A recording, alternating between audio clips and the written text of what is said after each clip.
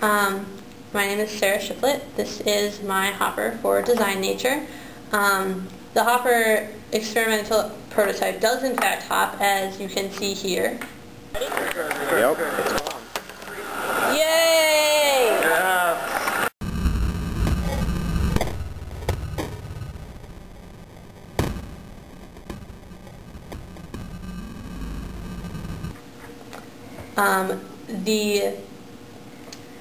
My design goal for this project was to have the hopper imitate a grasshopper or locust type of creature in two ways. First of all, structurally it was supposed to sort of resemble one, and you can see how it's narrow and not very tall, and it has these very long legs that the way it works is they're rotated underneath it and then release, sort of the way a grasshopper tucks its legs up underneath itself and then releases them to jump. And the second way was that its motion was supposed to land it upright, the way an insect would have to if it was trying to escape a predator or roll off its back like a click beetle or something like that. So it does meet the first part of that goal, as I explained.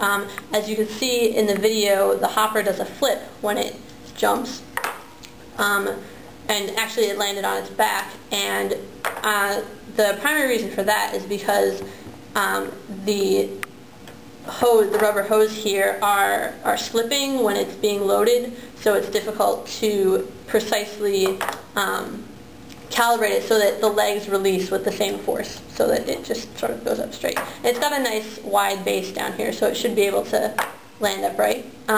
So that's something to fix. And something else to redesign is going to be that structurally it's a little wobbly right here, so I'm going to extend this pole out and anchor it on this side so that the legs are better anchored to the body, and also add 2 heat stakes on each side here in order to hold the two halves to each other better. Another problem is that the hopper currently weighs in at a massive 125 grams. So another goal is to lower the weight so that with the same amount of energy it can travel higher, because obviously. So going to plan to do that by hollowing out some of these thick pieces here and the legs, and I'm going to take out these bars, and then this top bar here won't need to be as thick, sort of a little bit here, a little bit there kind of strategy to do that.